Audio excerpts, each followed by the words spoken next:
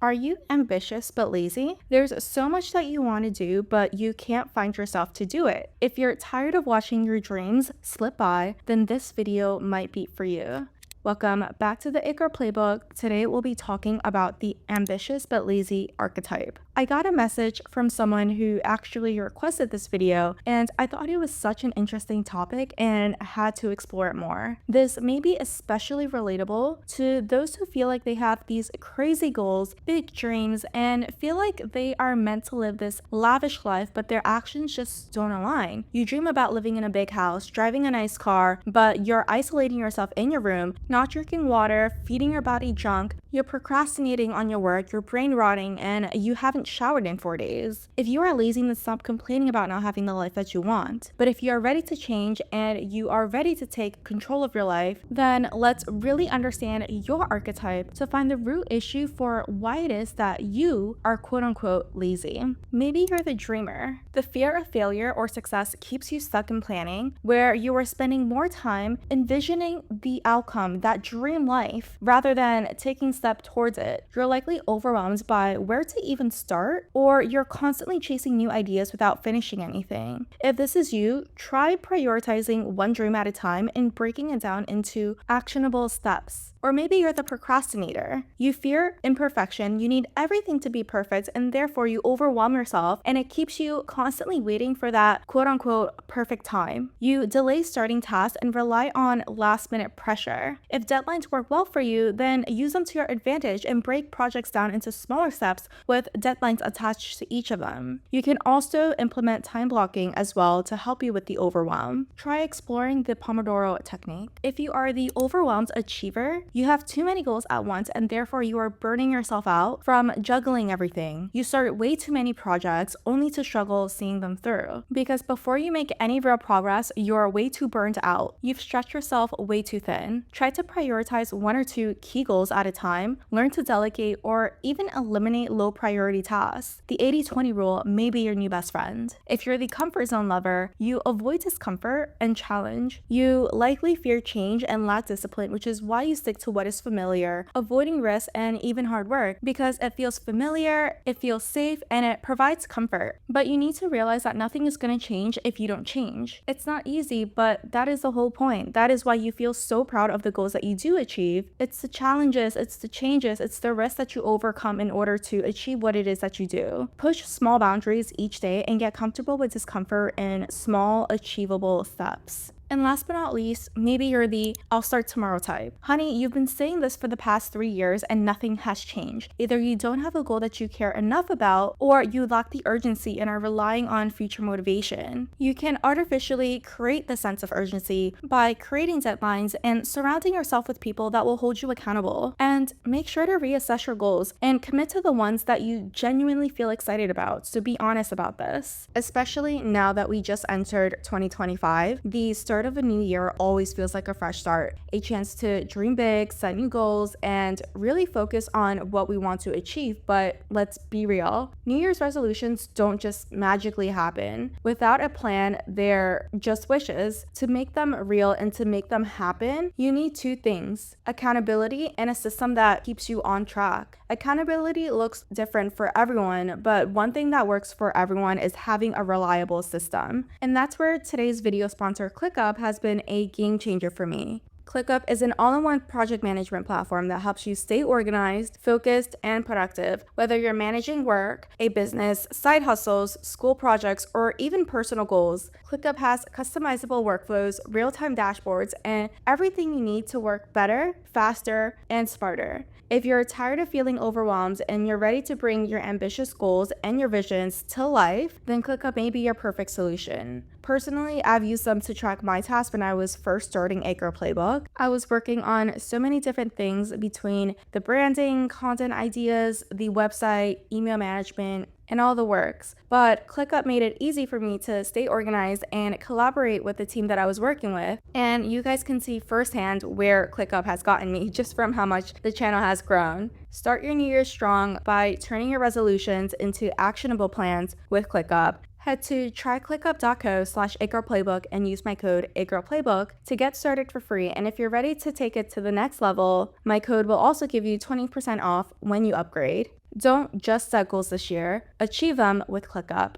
And with that said, let's explore the second half of this episode, which is overcoming. One thing that I always try to prioritize is having a strong why. Why is it that this goal is so important to you? Why is it that you want to or you need to achieve this goal? When your why is strong enough, laziness literally goes out the door. You literally have no time to play victim, to make any excuses, and to be lazy. It anchors you and it drives you. So think about what fulfills you. What is a dream, a necessity, or a deep emotional connection you have to a goal? Write down your why, and that way you can revisit it whenever you need that reminder. The second tip that I have is to prioritize your health and your body. I've seen so many people who are so focused on the hustle and the grind that they neglect their own health. So make sure to nourish your body and your mind. When you are intentional in how you care for your health and your body, you will feel good, and when you feel good, you perform good. A good day also starts the night before. Did you plan your day? Did you sleep well? Build routines that set you up for success. Also take a look at your surroundings, because a clear space equals a clear mind. As embarrassing as it sounds, there were times where I would sleep in a tiny corner of my bed because I had undone laundry literally taking up the majority of the rest of the bed. And of course, those happen to be the most depressed and unmotivated periods of my life. Tidy up your surroundings for mental clarity. The boost that you feel from doing something productive will make you crave that feeling again and lead you to doing more and want to accomplish more in other areas of your life as well. And speaking on mental clarity,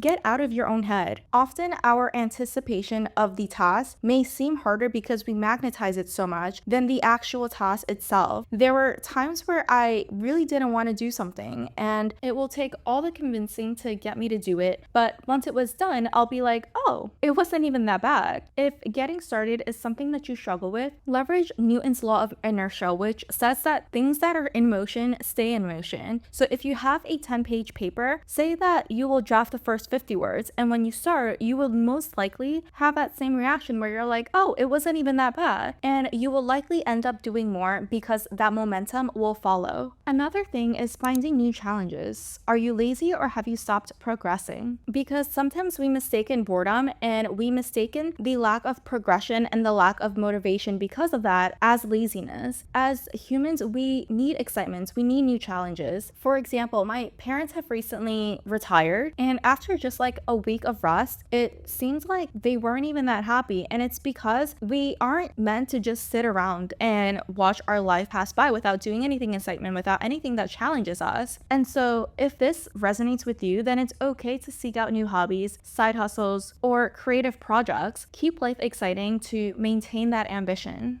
Maybe it's not the lack of challenges. Maybe you're working too much. You're doing too much. And so try to work smarter and not harder, because I feel like our culture, we romanticize this idea of the hustle culture, workaholism. Having no work-life balance almost seems like a flex. And I'm not saying that, being able to work hard is not an admirable skill, but I think it's important to note that being busy is not the same as being productive. Working 16 hours a day is not a flex. Getting a day's worth of work done in 4 hours so that you can be home to have dinner with your family, spend time with friends, and having hobbies, that is a flex. Another thing is to prioritize discipline over motivation, because motivation is temporary and it's always fleeting, but discipline is reliable. Motivation may get you started, but discipline is what will keep you going. So work on building habits and routines that will last. Focus on showing up consistently, even on days when you don't feel like it. That is how you will win in the long run. And last but not least, reassess your needs and your wants. Possibly you're lazy and you feel unmotivated, not because you lack discipline, but because you're working towards something that you don't even want. Sometimes your quote-unquote laziness can actually be helpful because it shines light on goals and work that just don't align with what it is that you truly desire. I can't imagine being in a position where you're forcing yourself to do the same thing over and over again just to be in the same place that you hate. I've had work work where no type of motivation could get me to want to do the work, but now there are days and even periods where no type of self-talk could get me to stop creating content for this channel. There are days where I'm literally typing away on my laptop in the middle of the night like a crazy person because I just get so excited. Sometimes you're procrastinating not because you're lazy, but because the work that you're doing doesn't challenge you, it doesn't excite you, it doesn't fulfill you or serve any purpose. So take a moment to reflect on that. If you're in a position where you cannot afford to just switch things up, like maybe it's a job that you don't enjoy, then start planning on your exit. Build a side hustle, start a business, look at other companies and apply for other jobs, different positions. Take action, any action that will move you towards the life that you want. Otherwise, stop complaining about not having the life that you want and get out of the way of those who are willing and are ready to do something about their life and put in the work. And a final reminder, being ambitious but lazy doesn't make you less capable. You just need the right approach. If you have no problem wishing for the things that you desire, then I truly believe that you will have no problem manifesting those same desires as long as you're willing to put in that work. You can achieve anything if you put your mind into it, but just not everything at once. Focus on one thing at a time and just get started. Stop waiting for the perfect moment. Take the moment and make it perfect. That's it for today. I hope this video encourages you to finally take those steps needed to achieve what it is that you desire. I hope to see you in the next episode, and in the meantime, as always, stay hot. Bye.